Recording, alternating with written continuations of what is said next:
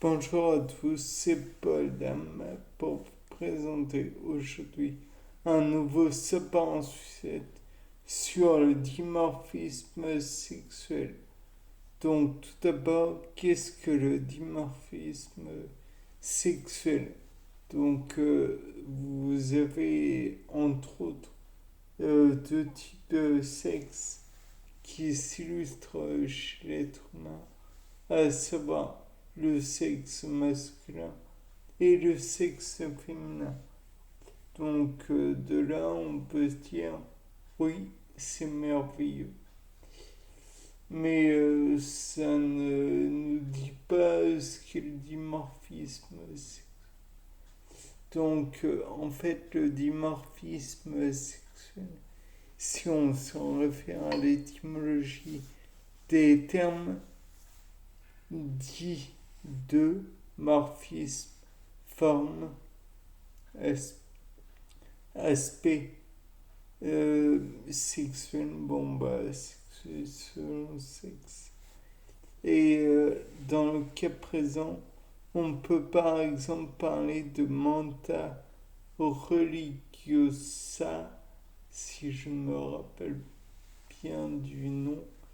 En fait, la menthe religieuse, où le mâle est très largement inférieur à la femelle en termes de taille. Et celle-ci d'ailleurs a la mauvaise manie de tuer le mâle après accouplement. Sinon, durant l'accouplement, mesdames, je vous prie de ne pas faire la même chose. Ça fait mal. Là, en fait, le fait est que le mâle n'est utile en fait que pour la reproduction. Il est utilisé à cette fin. Et enfin, il meurt. Il est tué. Il est dévoré parfois durant l'accouplement par la femelle. Bon, finalement, le mâle a trouvé une autre utilité. Et puis voilà.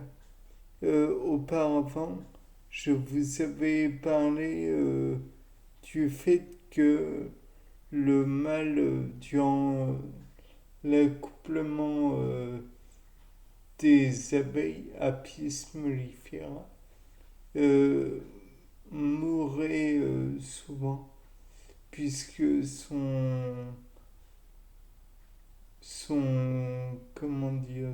phallus restait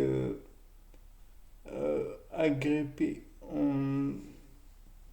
oui, agrippé, ni plus ni moins, dans la femelle. Ce qui montre une fois de plus encore l'idée du bouchon copulatoire. En somme, pour une façon pour le mâle d'empêcher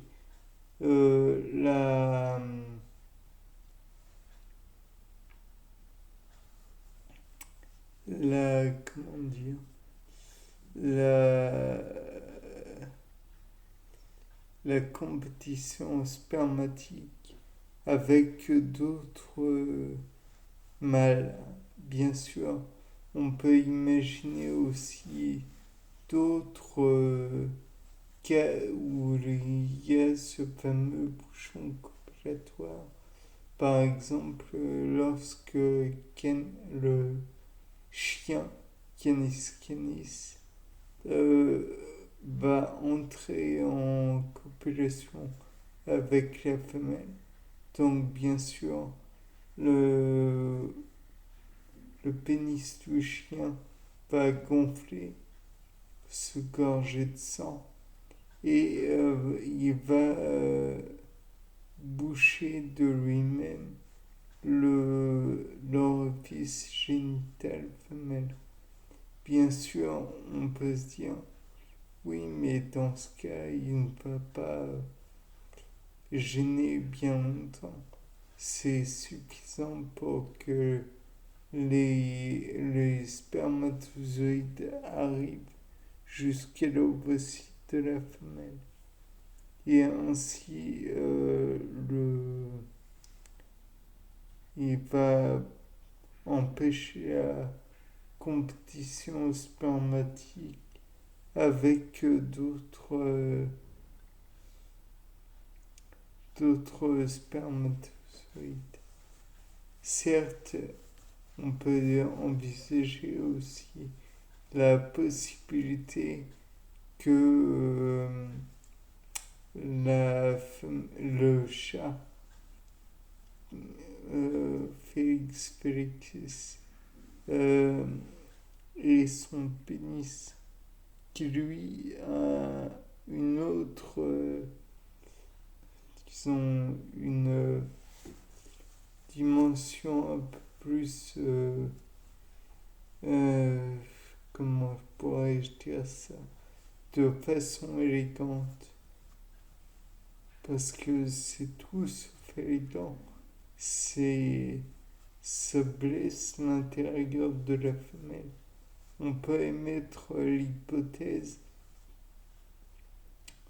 que, en fait, si ça fait mal, c'est que ça augmente le transit spermatozoïde vers les ovocytes et donc améliore la conductivité de ceux-ci. Mais bon, est-ce que la douleur peut vraiment justifier une telle chose? J'ai un doute. Enfin bref, toujours est-il que y a une possibilité comme si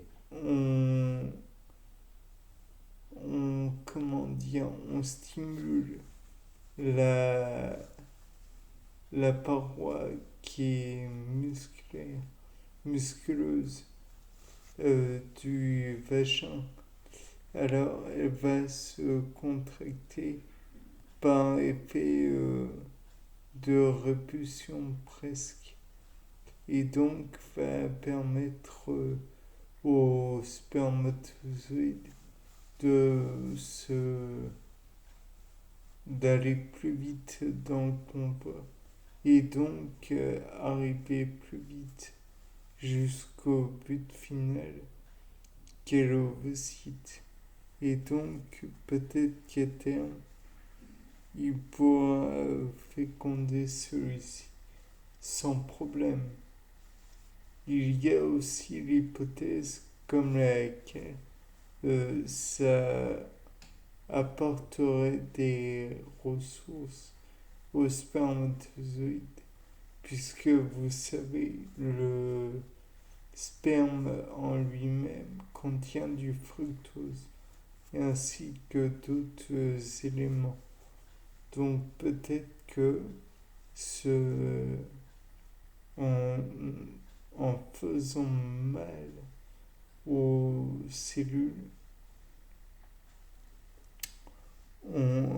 qui, qui entourent le vagin, peut-être que ça apporterait des nutriments et des ressources diverses qui pourraient éventuellement améliorer la pérennité du spermatozoïde. Certes, ça fait mal à la femelle, mais par rapport à l'insémination traumatique des puces de lit, je crois, eh bien, ça fait presque rêver, puisque la puce de lit doit simplement piquer son pénis dans n'importe quelle partie de la femelle pour que l'on les spermatozoïdes puissent rejoindre l'ovocyte, ce qui peut engendrer des blessures non négligeables à la femelle, voire la tuer. Bon, sur ce, c'était Paul Dame pour un nouveau sapin en sucette. Au revoir.